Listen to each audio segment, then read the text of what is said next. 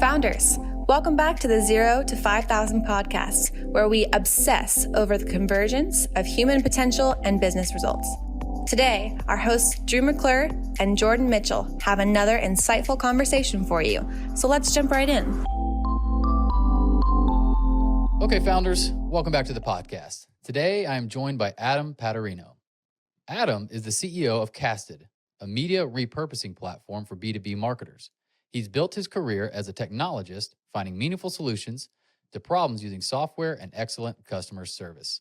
Adam is a proud dad, amateur home chef, and a very amateur musician, in his own words.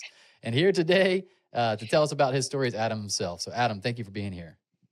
Yeah, thanks, Drew. Thanks for having me. Okay, so take us back, man. Like we always do on this podcast, we like the origin story. Where did Casted come from? Yeah, so Casted got its start out of a venture studio. Okay. And if you're not familiar with venture studios, the idea is that a venture capital team will have kind of an incubator as part of their fund. And so for us, we were started out of the High Alpha Venture Studio here in Indianapolis. And the idea, the basis of what Casted was started from was basically podcasting was going to start to become, if it had not already, an excellent channel for businesses.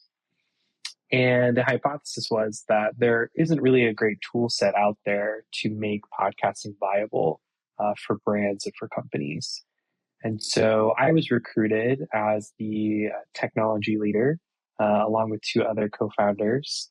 And that's where we started. We started on that hypothesis. So let's see, over the last 5 years, what we have developed is exactly kind of that product. And over time, we added in, of course, new tech. So I remember during the pandemic, we had a really strong acceleration.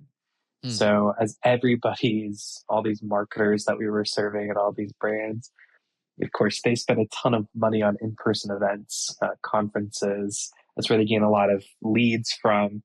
But all of those conferences were being canceled because they couldn't do in person. And all of those marketing dollars had to go somewhere, and everybody went digital. So a lot of brands took it to webinars and into podcasts. And so Casted was the very logical choice for a lot of these B2B brands. And so we saw a lot of growth, and we developed into video, of course, and we developed a lot of repurposing technology, extending the value of your webinars, extending the value of your podcasts, any of the media that you have, so that you can get more use out of it and extend its shelf life and its value. In May of this year, kind of fast forwarding, I actually took over as CEO of the company. And it's been my job to thank you. Yeah, it's been awesome. I very much enjoy being a co-founder. I have learned very quickly that I enjoy being the boss. So it's been a very good. It's been big shoes to fill. My co-founder Lindsay is an excellent CEO. Still is a wonderful business leader. But I'm very much enjoying the opportunity to find my way in this world and see how I can develop as a CEO and as a technology human. Yeah. Heck yeah. So that's the origin story. Cool. And I'm probably just slow and missed this, but what exactly is the service that you all were and are providing? Yeah. So Casted, the way that we talk about ourselves today, we are a media CMS in a way. So we help folks, especially from a podcast perspective, get their podcasts out into the world. And we're particularly focused on helping brands. So we have amazing customers like Salesforce and IBM and Gong and Caterpillar who are using podcasts as a way to connect with their audience. Sometimes these brands are looking to develop their go-to-market strategy. They're literally creating a podcast to help build trust during the buying journey. Sometimes these brands are looking to engage their current customers and build trust and customer marketing over time. And sometimes it's purely a brand positioning play. We see some of our customers leveraging podcasting to help develop their brand sentiment and the position of what that brand is like. So, in the case of IBM, for example, they're an incredibly innovative company. And so they leverage the podcasting channel to highlight their capabilities of innovation. And so what we do is we help these brands get that content out into the world as far as it can go, increase its reach and its visibility. We also have a lot of technology capabilities around getting more value out of that podcast. So repurposing the podcast for social, for newsletters, for sales materials, for advertisements, you name it. Podcasting is a source of incredible content that is full of expertise that is more dense oftentimes than many other content formats. So we help all of our marketers get the most out of that investment that they make in the original asset. Cool. So someone like IBM, I'd be so curious, like what podcast would they create? What would the audience be to accomplish that goal? Yeah, so they actually have 2 or 3 dozen podcasts now all over the world. Many teams in different regions of the world are creating content that is niche for either that particular region or a particular topic in that region. One of the shows that IBM has been working on that I'll drop here is Mixture of Experts here in the United States. And it is a wonderful deep dive into AI, into innovation, into the new trends within the technology industry and how we can approach it. They do an incredible job of taking some complex topics, especially ones that have, a lot of hype around them and explaining them in a way that can be meaningful to the rest of us. IBM has, of course, a legendary brand around helping companies make sense of innovative technologies. And this podcast is a really strong example of that. And for them, it's a great opportunity to show off their capability to help a company advance or innovate as quickly as the market around them. So if we have, let's say, small to medium-sized businesses listening that are curious about, should I start a podcast? Is that something worth my time? One, how would they answer, yes, I should? And then two, what questions might they need to ask themselves to even decide what kind of podcast, what would be valuable to us? Yeah. My answer is always yes. There's usually a way to get there. No, I might be biased. Especially for a small to medium-sized business, podcasting offers a couple of really important benefits, many of which people don't really think about. So a podcast in itself, the asset that you create in a podcast, has one of the strongest lifts of positioning, of brand sentiment, of trust than any other medium. And you can think about why. It's literally giving your brand a voice. It is taking this inhuman website or domain or logo or set of capabilities, and it's actually putting a voice to it, and a very human voice. And podcasting, of course, is also a very intimate format. So having someone's voice literally in your ears creates a level of intimacy that even sometimes like YouTube videos can't do, but certainly blog posts can't. White papers or PDFs can't, or a LinkedIn post cannot. And that intimacy, I find, is probably one of the strongest reasons why podcasting is such a powerful builder of trust with an audience. So the format, therefore, is very worthwhile in investing in. The other piece, though, is that I kind of mentioned podcasting tends to be a really great source of expert content. So when we're working with small businesses or startups that think, I don't have time to podcast, we actually ask them to think about how much time are they spending developing blog posts? How much time are they spending working with agencies who are creating blog posts for them, or SEO content or social content? And how often are they working with somebody who does not have expertise in their industry or doesn't understand the business the way that they need to? And so podcasts can actually be a way to become much more efficient. So we ask the expert in the business, the CEO, the CMO, the technical leader, give us an hour of your time, every other week. If you want to be ambitious, every week, we'll record a show with you. And from that show, we will be able to create literally dozens, if not hundreds of pieces of social content. We'll be able to create SEO content that performs Mm, much better because all of that expertise is tied up in that person's head. That's a way of extracting it out into a very intimate format. You get this incredible format of a podcast, but then you also get this add-on benefit of creating content based on someone's real expertise. that's cool. God, I Yeah. love that. You've already got me thinking about my business. So Mm-hmm.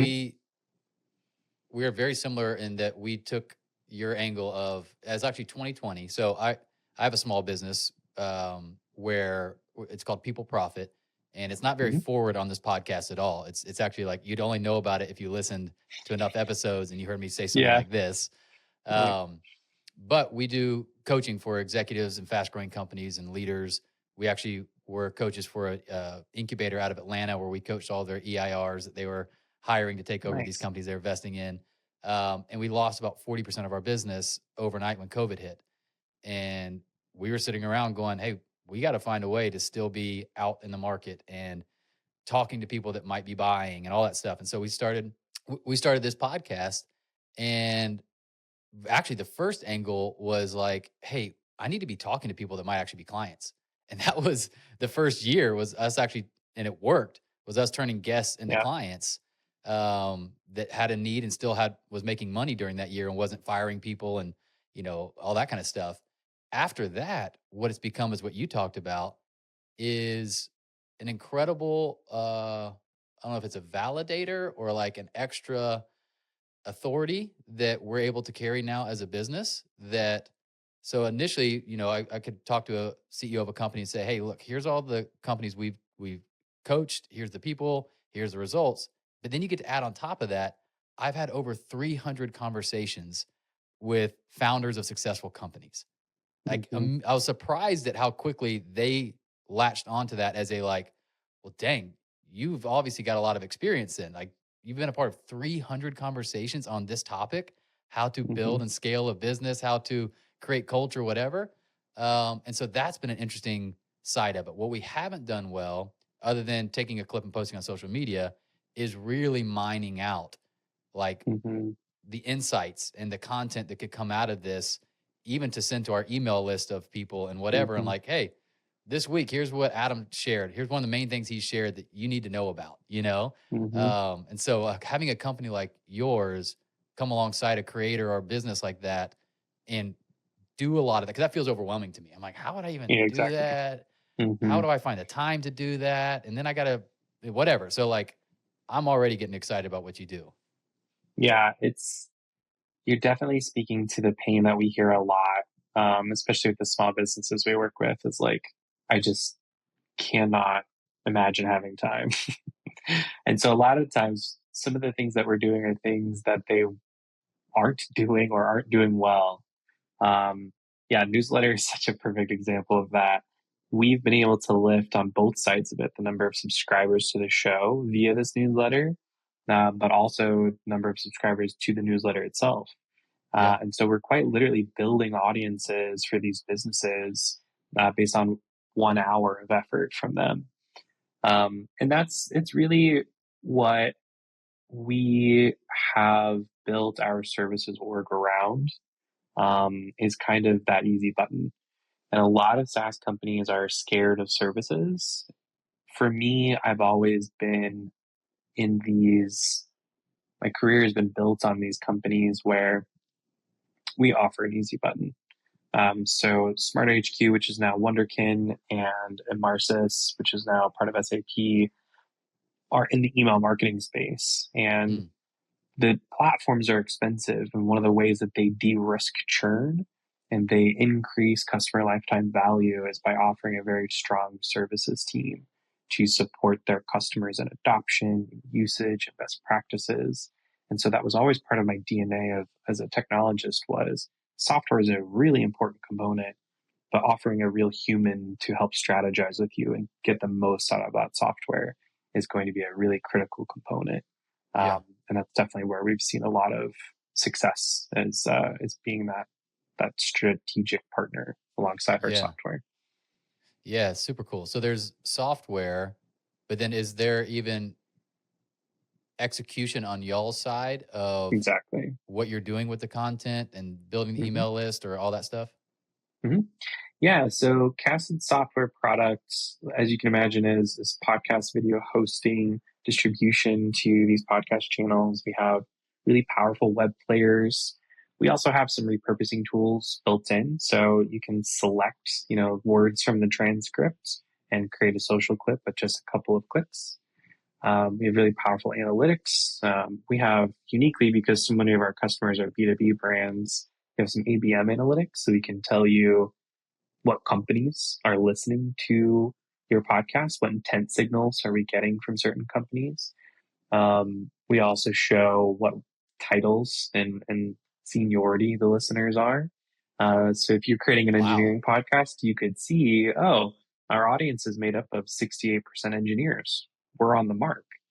Or we found, the second biggest audience to our podcast happens to be in sales. That's interesting. Why is that? Maybe we can serve them more. So we have a really powerful analytics program that helps influence where the podcast develops, but also what content do we develop from that podcast. And then you're exactly right. We have a whole services arm that is there to be a content marketing team or demand gen team with our customers. And it is many times just a one-stop shop where we create an incredible podcast with you and we create a ton of your SEO content, newsletter content. We can literally launch it and manage it. So it can be a really easy and wonderful partnership over a long time. Super cool. Yeah. What was it like starting a business inside of a venture capital studio? It was interesting. We the cool thing about doing it this way, I was in my late 20s when I started Casted, and I had the opportunity to be an entrepreneur, a venture-backed entrepreneur, at a young age, and I was so excited about that. And I got a salary, like Yeah. I got to kind of do the dream without a huge sacrifice. Um, and so in that way, that model was so um, wonderful for me to be able to take that opportunity. It also comes with a lot of resources, right? Like we had some experienced engineers that could take my ideas and bring them to life pretty quickly. We have a lot of guidance around how to set up things from an HR perspective.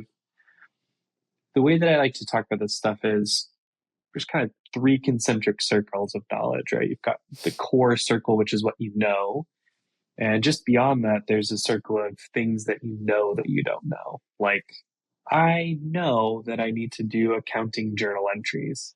I do not know how to do that properly, but I could learn. I could Google it, right? I don't want to. But then there's this third, much bigger, infinitely expanding universe beyond that, which is the unknown unknowns. And I think a venture studio model can be extremely helpful in help you quickly uncovering what is an unknown unknown. And at the very least, making it something that you're aware of to learn, if not teaching you outright and it becoming part of that core knowledge circle. Yeah. There are downsides for sure. I mean, like with any kind of model, when you go through a venture model like this, in many cases, what you're exchanging is ownership of the company. The venture studio tends to have a larger chunk of share from the beginning than you would if you were bootstrapped.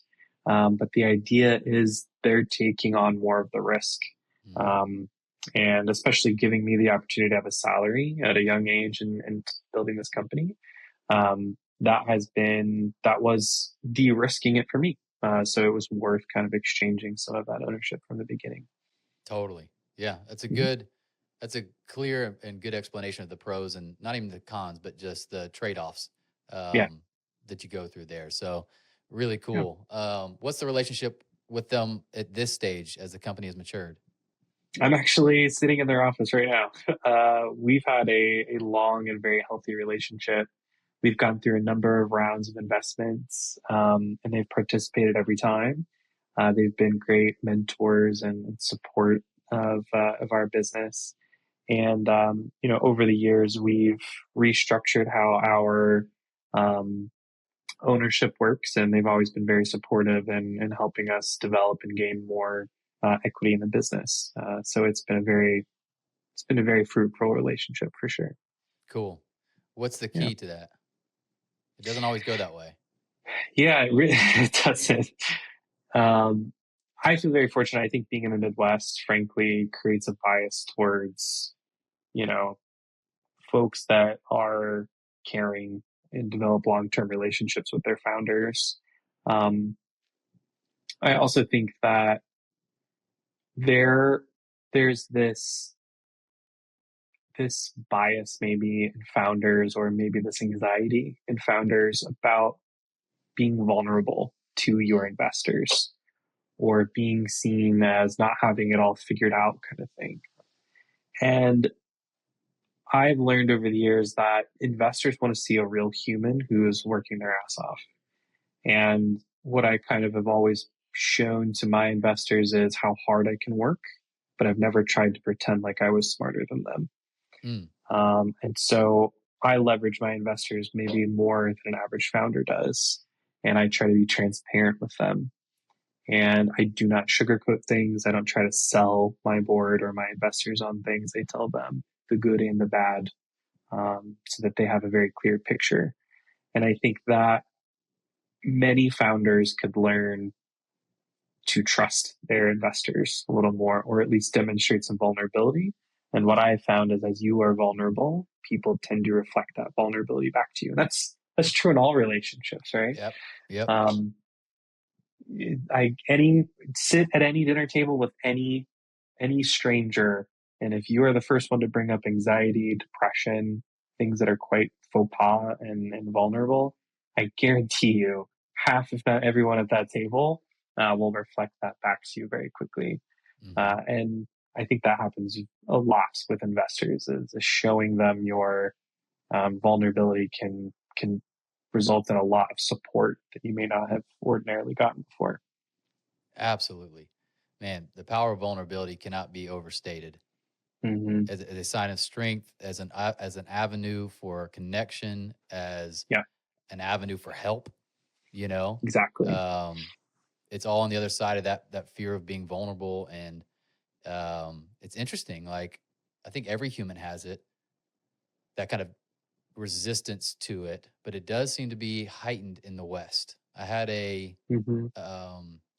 founder on last year who has half of his business is here in the United States.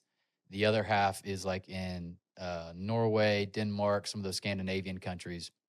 And so I'm glad I thought of this, but I was like, while I got you, have you seen any differences, like culturally, strength for us versus strength for them, your workforce? And the first thing that came to his mind was, he said, when I check in on the American team and I ask them, how are things going? Almost every time they say fine, even if it's not fine. And I usually don't find out until it's almost too late to fix whatever was wrong.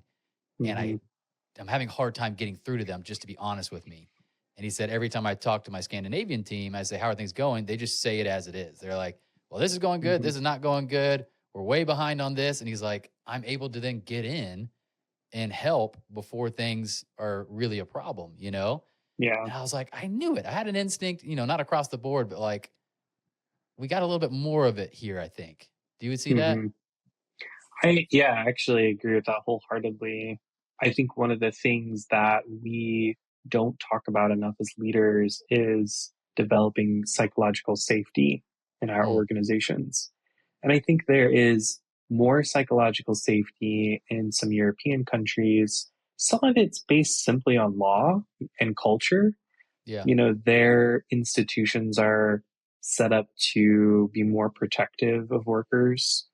In the US, I don't know if you've noticed this, but especially in tech, the culture of layoffs is just it's changed a lot since pre-pandemic. It used to be that if you were to run layoffs in your organization, it would be a blight on the company. The image would be hurt, stock price would go down, your top talent would start looking for other places to go. You would have brain drain. There were consequences to running layoffs. It was a scary thing.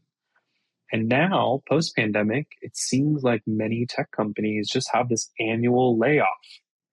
And the sad thing is that the market is now responding to that. You've got stock prices growing. You're getting like positive incentives for executives teams to go through this yearly pruning. And that has a psychological consequence on your workforce, whether we have talked about it or not. And so if I'm a US worker in this environment, I'm hiding flaws. I'm trying not to be seen as a potential branch to be cut during the upcoming, layoffs. And so it's difficult to say if it's really that, on the grand scale of things, if it's really that economical, or if it's more cultural, if it's more on like how we as individuals in America are more individualistic and therefore less likely to be vulnerable. But I definitely see that. And I think for me as a leader, it's always been important to counter that trend by developing as much safety around failure as possible. Failure is actually sometimes preferred. We will learn. We'll be able to prevent problems. Being safe to fail and being safe to share that failure is a really critical thing to develop in any business culture. What are some ways that you found we can do that? I think talking about psychological safety with your team is one of the ways to create it very quickly. There's some things in this world where if you say, "Hey, I'm cool," well, actually, no. If you're cool, you don't have to say that you're cool. However, counter to that, you say, "I'm actually pretty charming." That's charming. And I think psychological safety is actually kind of like that. So when you talk about it with your team, like, what is psychological safety? It's the space where you can feel safe to share that you don't feel good today and you're not on top of your game. Or you mess something up with a client and it didn't quite go well. Or you're behind on something, and know that on the other side of that is a human being that hears you and knows what it's like to not be on top or to miss or to fail and wants to help either just listen or help you get through and solve that problem. And talking about that as a core tenet of your culture and values as a business and constantly talking about it is really important. And talking is a form of modeling. So the other thing is lead by example. So I will constantly in front of my team talk about how I messed something up or didn't do something or things didn't go according to plan. And then I usually follow that up by what I was learning or some benefit of having failed. I also ask for help a lot. Can you help me? I don't quite feel good about this result yet. So modeling things like that, showing showing vulnerability, and receiving safety from them helps them know that they can come to you and get safety from you. God, what a beautiful answer. I couldn't agree more. Seriously. I was actually talking to a CEO that my coaching is really simple. I show up and say, what's on your mind? What's the biggest issue that you need either talking with or outside opinion on, whatever. And so when we were working through the challenge he had, it was becoming very obvious that in my mind that you could just ask the appropriate person who would make sense for help. Someone, he's at the top, but there's people around him that he's hired for a reason that he could say, "Hey, can you take a look at this? I'm having a hard time making a decision on this. I'd love your input." And he was like, "Why have I not thought about that?" I mean, literally, it was like an epiphany to him. Like the solution was that simple. And he goes, "I feel like I'd be burdening them or, that's my job." And I go, "Hey, all I know is from an opposite perspective. The last job I ever had before I worked for myself, my boss would regularly do that with us. And every time I felt honored. Like if Mm-hmm. I got an email from him saying, "Hey, I'm really working on this big thing and I just wanted your thoughts on this." I was like, "Really? Like, Mm-hmm. cool. I would love to help. I would love to." It felt like an Yeah. honor that you were letting me in or that you wanted my counsel or wanted my eyes on something. And I was like, I Mm-hmm. guarantee you the team feels the same way because you're not dumping a responsibility on them. You're not saying, Right. I don't want to do this, you do it. You're saying, I've got to where I know to take this and I need Right. help though. I need extra eyes or your skill or your whatever. Yep. Um, and so I just find that kind of fascinating that like it can still Mm-hmm. be a blind spot for us sometimes where we're like, oh, I could just ask for help. Huh. I see that a lot in leaders for sure, is especially leaders that are new and have transitioned out of a individual contributor role, is that they think that they need to be the know it all and do it all. And I've often encouraged my new managers to do a lot less and engage their team in helping a lot more. Um, the other kind of more human example of that is if I've got family who is like, oh, I know you're busy. I didn't want to bother you with what's going on with me. And Yeah. if you think about any time a friend has come to you or family members come to you and shared something with you, how warm and important that felt to you to be trusted to listen to what's going on with them. Yeah. That trust, I think, is always shown by asking for help. I think is one of the fastest ways to build trust with people for that same reason. I think it's also true if you think of it more, uh, if you look at it more pragmatically, there is in sales, I ask people for calls all the time on, building this thing. I don't really know the best way to build it.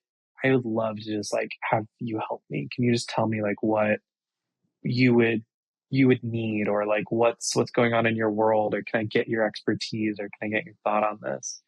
And just like you probably experienced with podcast guests, they're like, me?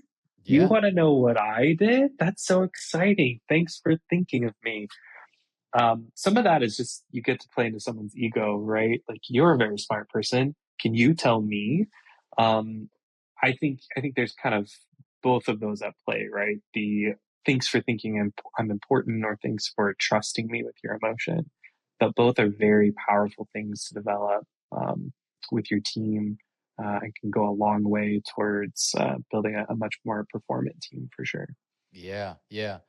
It reminds me of the book Who Not How. Have you ever read that? Hmm. Yeah, it's a great book. Yeah, but very similar that often our first thought is how am I going to do this Hmm. versus who could help me do this? Right. And that is a much more scalable and excellent kind of way to approach often the issues. So I like Yep. that. And then the other thing you mentioned is you're right. When someone goes from an individual contributor to a leader, they often still have the individual contributor mindset because that's all they've known, you know? Yep. And I was talking to a family member of mine who's one of the executives at a major airline, one of the big airlines, and he worked his way up that way. Like, I mean, he was a Mm-hmm. leadership position at each one, but I Hmm. was just curious now, like, he can't really go higher. Like, he's as high Hmm. as he can get. And I said, man, how's your job different now than even the previous promotion or the one before that? And he said, at this stage, I do almost nothing that is involved with the actual thing that these departments do.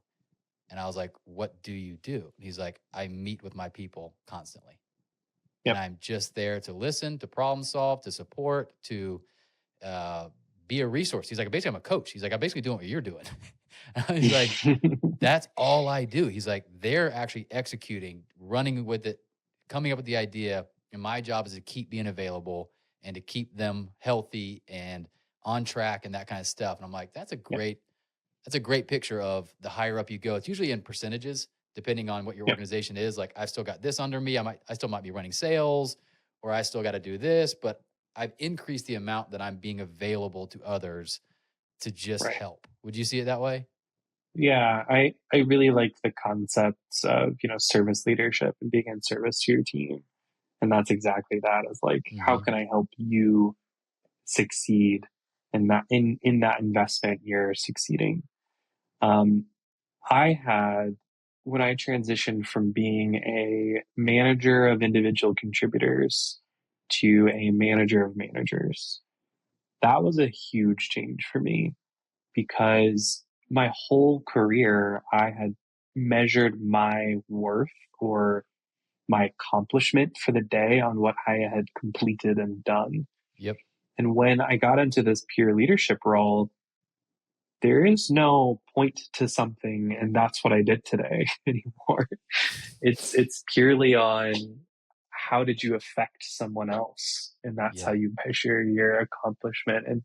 And the signs of that are much longer, and they take a lot more time to develop and become clear how your impact or influence created any meaningful results.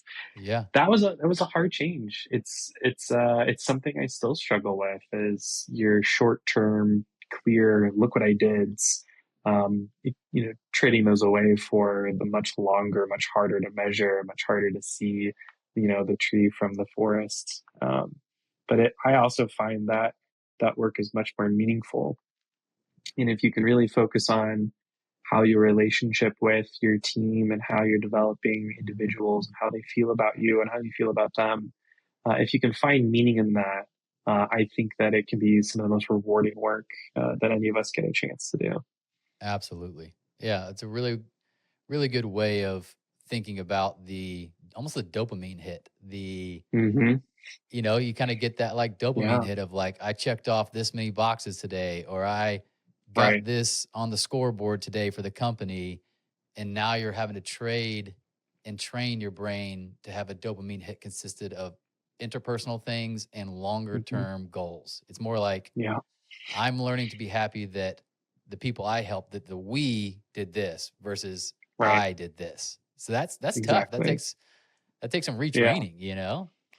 I like that word. It definitely is retraining. Like, any routine that you change, right? Any like neural pathway that you've gone down enough times, changing that into a new neural pathway takes a lot of practice. It's Yep. very hard.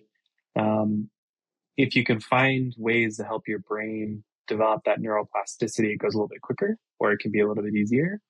Um, What but are neuroplasticity is tough. what are some examples of that? I mean, what comes to my mind, which I don't know if it's the same as yours, and I never tried Hmm. it, but I've heard someone say like, all right, if you're trying to do that, you can even do things like right left-handed for the next week. And it puts your brain into we're learning Hmm. something mode and makes it a Hmm. little more plastic. Hmm. I don't know. I've never tried it. It makes sense in my head, but I just never did it. Hmm. Do you have anything that comes to mind that you would say might aid in kind of the neuroplasticity if we're trying to change some routes? Yeah, I mean, there's some artificial ones. I know Yeah. we've read about psilocybin and its effects. I don't know if I necessarily recommend going to that extreme just for promotion, but some of the things that I think about, I've been a long time advocate of therapy and of coaching, and what you'll find in a lot of those environments are things that are actually, even though they're not clearly doing this, they're creating neuroplasticity. So many times those, as you know, as a coach, they'll recommend exercises, things like um, um, meditating or journaling or writing or reflection. I find changing the environment in which you're sitting can be quite helpful. So Mm, um, when I was going through this transition, I naturally found myself going on more walks or seeking new, coffee shops to work from, changing up the place that I was sitting in and being an accomplisher over to someone being an influencer, and doing that in a different space was quite helpful. cool. Um, Changing up small parts of your routine, right? The way that you get ready in the morning, or the way that you go to work, or anything that can start triggering a new set of patterns, can be a way to jumpstart some of that neuroplasticity. There's a book that I hate to recommend called Atomic Habits, Yeah. that talks about this kind of thing. Um, if you're thinking about reading the book, I'll give you the highlights. Something about baseball, and then habit stacking, and those are your two big takeaways. Why do you hate to recommend it? It is a good book. It has a lot of good stuff in it. I have this tick or this annoyance with business books because so many of them are about the author's like sports time. Like, oh, when I was a kid, I played baseball. I don't care. Like, I don't know why so many business books have to be about like my adolescent sport experience. Yeah. Um, I don't have a ton of time, so I just don't like the floof. Like, I'd rather get to the point a lot faster. And so I find that books that are kind of, or especially the ones that are like semi-narrative. Like, I was driving down the highway going 10 miles over the speed limit, which was faster than my usual 5. I'm like, what does this why? Huh? I'm already listening at 1.5 speed. Get out of here with this. Yes. Um, yeah, that's more about That's me than them, though. yeah. Let's say I had James on my personal podcast a few years back when he was doing his promotional tour, and I really liked Yeah, it. I think it's I would say that sounds not like a you issue, but a you personality. yeah, Everyone's got a yeah. different Listen, personality. Like, yeah, because stories, I think where people go there sometimes, they can do it self-flagellating. Other times, hmm it's just a great mechanism for conveying truth. Like totally. Alex Hormozy does this well. Like on his posts, he'll start with a hmm question, but then he gives the answer through a story. Like, so I was hmm talking to a business owner, and it helps like package the wisdom and like something you can like follow in a real case example. Um, Yeah. There's a reason that he's an accomplished author and I'm not. So it's very clear which way is probably the best approach, for sure. well, he doesn't listen. I'm sure he doesn't listen to this podcast, so you're safe. Your opinion's safe here. Hey, if you're out there, We it's still like you. Still like you. yeah, exactly. No, but I love that. Yeah, the 1% better, the habit stacking, like hmm the neuroplasticity of small changes adding up over time that Yeah, can create a new identity. Really, like a way you identify with right. work or identify with yourself. Yeah, Um, but it's like you said, it's challenging. It's very challenging in the yeah. beginning. Our brain likes to stick to the familiar. I found something that helped me too was like individual work tends to actually activate the creative part of our brain a lot. And I was missing that. And so I ended up at the time really getting into creating music. Um, I made time to do that. Mm, And it was a way for me to start and finish something in my day that I could feel, that, activated that creative part of my brain that I could feel accomplished about. And that I found really helpful. It definitely wasn't intentional. It's not like I was trying to create um, neuroplasticity or trying to fix my lack of accomplishment, but inadvertently it did. It was very helpful for me to like develop that creative muscle and or keep working it. And it was I think folks in that transition could also kind of experiment with that idea of like, what can I do that's creative to take up some of that space in my mind that I don't get to use anymore. yeah, yeah, that's awesome.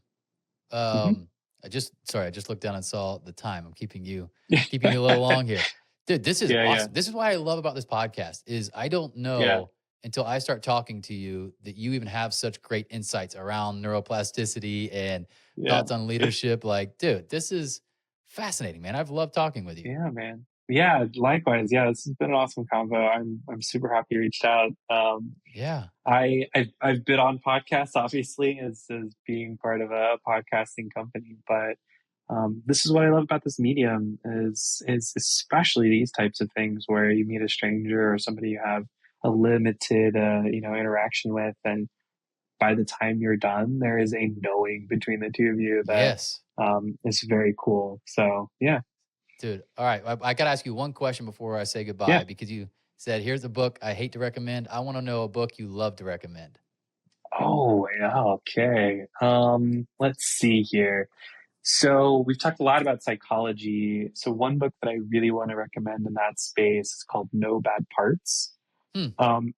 For me, that recommendation, like all recommendations, comes with a bit of a caveat. There's Okay. some off-topic bits in there, but it talks about the psychological concept of internal family systems, Yeah. meaning we in the West very much subscribe to this idea of a monomind, or we have one voice in our head or one person that lives within ourselves. And IFS, or internal family systems, thinks about it in a systems approach, meaning there are different yous inside of you. Some that have different needs, some that were created when we were kids because needs weren't met. And within us, we have different needs that are in conflict. It can be a very eye-opening experience to think about IFS. It changes the way that you perceive addiction. It changes the way that you perceive urges and needs. Changes the why do I want pizza right now? Sometimes it can help give color into self-sabotaging behavior or challenging behavior that you have. It creates a lot of empathy within oneself. And it's been one of my favorite explorations in therapy. So if you haven't seen it, I highly recommend checking it out. It can be quite transformative for folks. And even if you don't have or struggle with some major things like addiction, it can still be a really eye-opening experience as to how you move through the world and how moments of stress bring out certain parts of you, especially with your loved ones. So it's a very cool concept. I'm going to check it out, man. I've talked about this Yeah. before on the show, but just in the sake of you knowing me, I've struggled heavily with anxiety when Same. stress really hits. And so I think I've been on a lifelong journey of getting more curious of, hey, what's really going on here? How do I not stuff this anymore? How do I not just avoid this and power through and all that kind of stuff, but address it, heal it, work with it, that kind of thing. So I'm going to check that book out for sure. That sounds super interesting. I've heard of internal family systems, but I have not really delved into it. So that's great to have a book to start with. Yep.